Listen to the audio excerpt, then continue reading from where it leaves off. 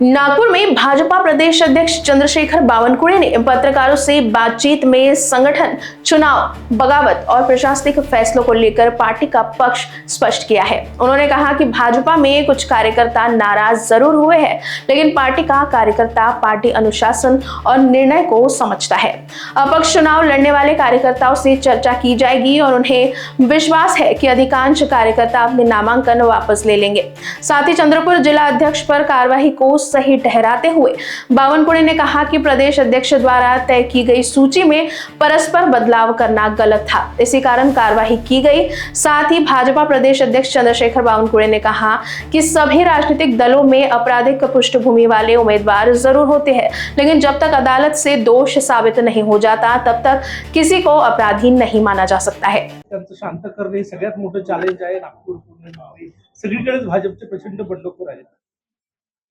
भारतीय जनता पक्षामध्ये काही काळ कार्यकर्ते जरी नाराज झाले असले, काही निर्णय मनाविरुद्ध जरी झाले असले, तरी आमचा कार्यकर्ता काही दिवसांनी पक्षाची भूमिका समजून घेतो, पक्षाने घेतलेला निर्णय समजून घेतो आणि पक्षादेश मानून पुढे त्या ठिकाणी पुन्हा एकदा भारतीय जनता पार्टीचे उमेदवार निवडून यावे, आपला पक्ष निवडून यावा याकरता कामाला लागतो। त्यामुळं आम्ही सर्व जे नाराज झालेले कार्यकर्ते आणि ज्यांनी फॉर्म भरलेले आहेत त्यांना आम्ही चर्चा करणार आहोत आणि मला विश्वास आहे की भारतीय जनता पार्टीचे सर्व कार्यकर्ते, पदाधिकारी ज्यांनी निवडणुकीमध्ये अपक्ष अर्ज केला आहे ते लवकरच परत घेतील। चंद्रपूरमध्ये भाजप प्रदेशाध्यक्षांनी जी यादी दिली होती ती डावलून काही लोकांना जिल्हाध्यक्षांनी स्वतः उमेदवारी दिली, त्यांच्यावर कारवाई सुद्धा झालेली आहे। कसं चंद्रपूरची कारवाई योग्यच आहे। माननीय प्रदेश अध्यक्षांनी केलेली कारवाई एवढ्या करता की प्रदेशांनी मंजूर केलेली उमेदवाराची यादी परस्परच बदलणे हे काही योग्य नाही आणि म्हणून प्रदेश अध्यक्षांनी तेथील अध्यक्षांना काढून टाकलेला आहे। पुण्यामध्ये सर्वच पक्षांवर जे नगरसेवक पदासाठी उमेदवार दिले, अनेक गुन्हेगारी पार्श्वभूमीच्या कुटुंबातील लोकांनाही उमेदवारी सर्वच पक्षांना दिली असं भाजपवरही तसा आरोप नाही। एखादा गुन्हा दाखल होणे, एखाद्यावर त्या ठिकाणी केस रजिस्टर होणे, पण नंतर मात्र कोर्टामध्ये ती बाब योग्य आहे की नाही किंवा तो गुन्हा सिद्ध ठरला का यावर मात्र जास्त भर जातो।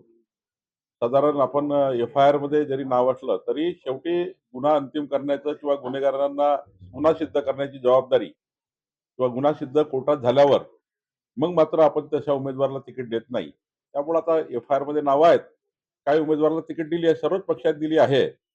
जेव्हा काही कोर्टाचा निकाल लागेल तेव्हा आपल्याला त्याच्यात अधिक भाष्य करता येईल। जिल्हा परिषदेच्या निवडणुका लागण्याची शक्यता आहे। जिल्हा परिषदेच्या निवडणुकीमध्ये महायुती बघायला मिळेल, महानगरपालिका, नगरपालिका। आमचा संकेत महायुतीचाच आहे, पण स्थानिक लेवलला काही त्या ठिकाणी कार्यकर्त्यांनी किंवा तिथल्या शिवसेना भाजपमध्ये आपसात न बसल्यामुळे काही ठिकाणी युती झाली नाही।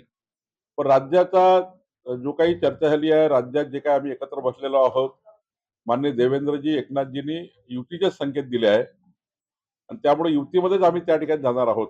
पण स्थानिक लेवलला मात्र कधी कधी वरच्या स्तरावर युती केल्यानंतरही खाली स्थानिक लेवलला काही त्या ठिकाणी अडचणी तयार होतात दोन्ही पक्षाकडनं। त्यामुळे कधी कधी महायुती त्या ठिकाणी तुटलेली आहे। तर मला असं वाटतं की आता जिल्हा परिषदला आम्ही पुन्हा एकत्र बसू। जिल्हा परिषद निवडणूक केव्हा होण्याची शक्यता आहे? साधारण मला असं वाटतं जो काही निवडणूक आयोगाचा कार्यक्रम आला आहे त्यामध्ये 12 जिल्हा परिषदा तर 50% आतमध्ये आहे ओबीसीच्या, त्या निवडणूक आयोग केव्हाही घेऊ शकेल। राहिला बाकी जिल्हा परिषदा तर 21 जानेवारीचा कोर्टाचा निकाल जो आहे त्या आधारावर पुढचा निर्णय मला वाटतं आयोग घेईल। नागपुरात संघ स्वयंसेवक असलेल्या निनाद दीक्षित यांनी बंडखोरी केलेली आहे। संघ मुख्यालय। Bureau report, Lokvahini news, Nagpur.